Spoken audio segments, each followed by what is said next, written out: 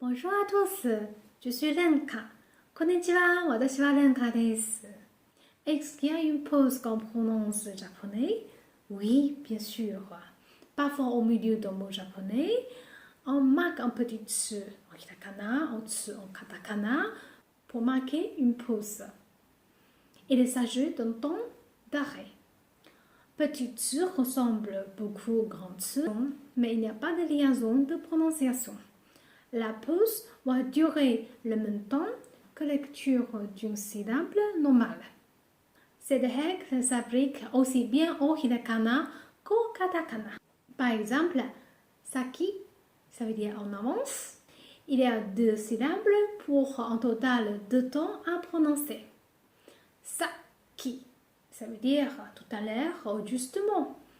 La syllabe reste la même de verser, mais elle deviendra 3 tons à prononcer. C'est quand on chante. Par exemple, saki. Il y a 2 tons à prononcer.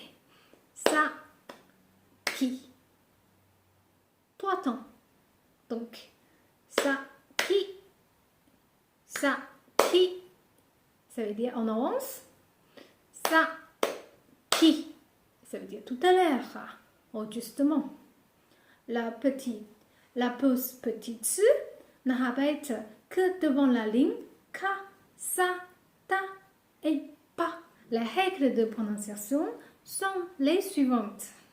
Les hiragana, katakana après la pause petite su sont dans la ligne ka, ta, pa.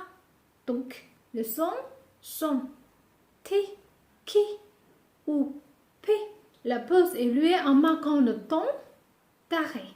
Quand vous laissez un petit blanc juste avant. Exemple.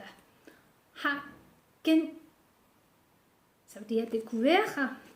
Ikai, premier étage. Ki peut. Billet, baku.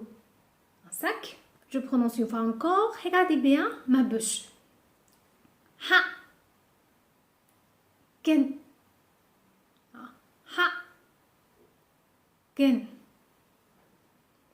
I, kai, ki, peut. Ba, que. Le temps d'arrêt, on voit bien. Et les hiragana katakana, après la pause du petit dessus, sont les lignes ka et za. Donc les sons sont su ou zu. Dans ce cas, on va prolonger le son de su ou tsu. Par exemple, za, shi. Donc ici, on allonge la prononciation de son de shi. Une fois encore, za, shi, za, shi. La prononciation de la pause est très importante. Si elle est mal faite, les choses peuvent être très confuses.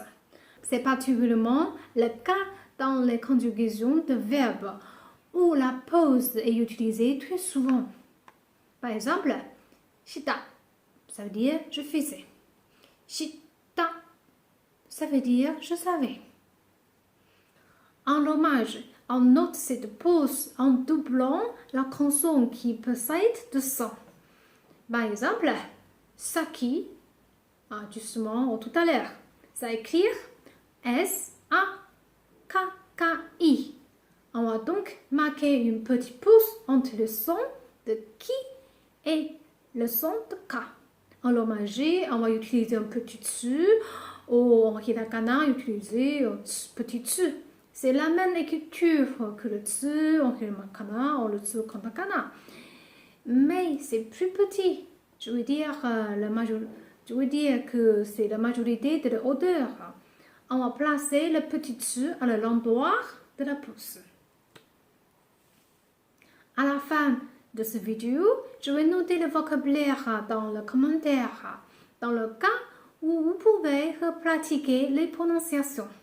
Dans le prochain cours, nous allons apprendre l'argument de prononciation japonais. Au revoir, à la prochaine. Sayonara.